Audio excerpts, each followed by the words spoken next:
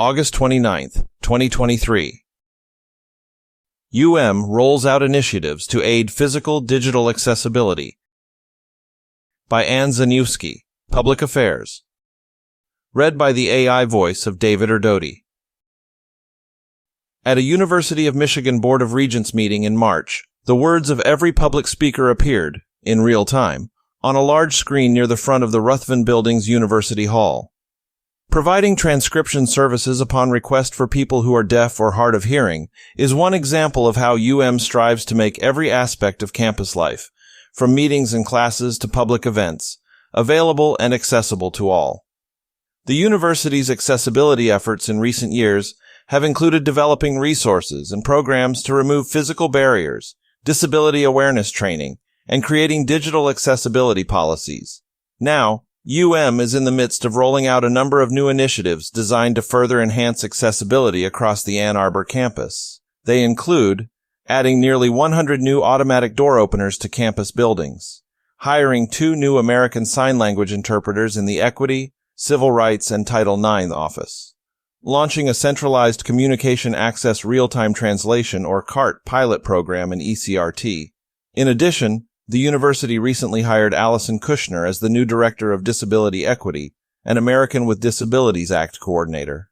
Tammy Strickman, Special Advisor to the President and Executive Director of the ECRT Office, said accessibility and inclusivity are among UM's top priorities.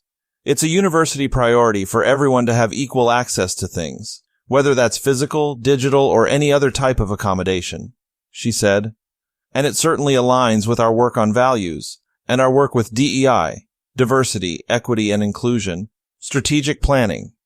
We are committed to being responsive to concerns from the community as we continue to improve physical and digital accessibility across campus.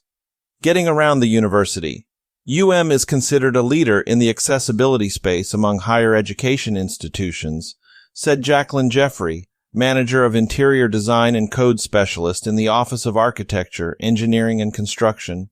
She said the university has ranked number 1 every year since 2016 on the College Ranking Agency College Choices list of 50 best disability-friendly colleges and universities. Jeffrey helps people understand, meet, and sometimes even exceed the provisions of the Americans with Disabilities Act and state, federal and university codes and guidelines related to accessibility in building design and construction at In many cases, we go above and beyond when it comes to accessibility, she said, while also noting that the university still has more work to do. Jeffrey is spearheading an effort to add nearly 100 additional automatic, power-assisted push-button openers on main entry doors of general fund buildings, which include academic, instructional, research, and administrative facilities. Installation will occur over 3 years and began this summer. A community member's feedback during a public forum about the need for more automatic door openers sparked the $2 million project. In another effort aimed at making it easier to navigate campus, partnered a couple of years ago with the city of Ann Arbor to install an accessible pedestrian signal, or APS, at the intersection of Nielsen Court and Maiden Lane near the Wall Street West parking structure. APS devices use audible signals to assist visually impaired pedestrians in crossing the street. 2 more APS devices are being considered for the intersections of Catherine Street and Xena Pitcher Place, and Glen Avenue and East Huron Street. Interpretation and translation services. The Equity, Civil Rights, and Title IX office recently received funding through the Provost's office to create a new, centralized American Sign Language and Communication Access Real-Time Translation resource for faculty and staff. To request either service, faculty and staff members can fill out a form on ECRT's website. If ECRT approves the request and the requester uses an approved service provider, there is no charge. Strickman said the goal is to increase the availability of and access to qualified interpretation and captioning services, especially for units or groups that may not be able to fund the services themselves. This is really to help to start identifying those areas where we may need more support, she said. CART involves instant word-for-word translation of spoken words into written text. A trained service provider types a transcript while a person is talking or a video is playing, and the text appears on a screen so it can be read by people with hearing impairments or cognitive disabilities. Established with a $50,000 one-time funding request, the CART resource is operating as a pilot program that officials hope will become permanent. To support the new American Sign Language resource, ECRT hired 2 ASL interpreters, Stephanie Beatty and Casey Watson.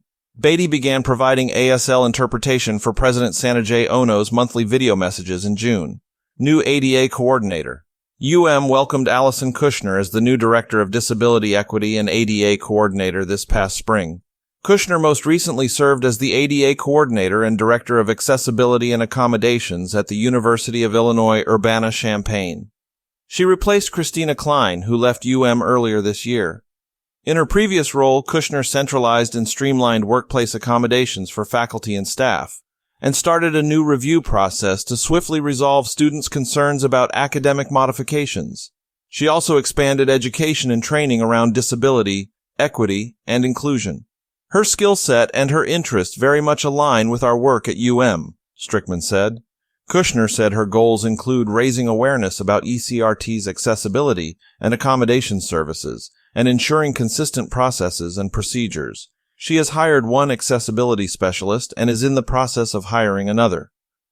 I hope to promote a greater awareness of the role of ECRT, and specifically all the ways that the ADA team can provide accommodations and support for students, faculty, staff, and even members of the wider campus community, she said, looking ahead.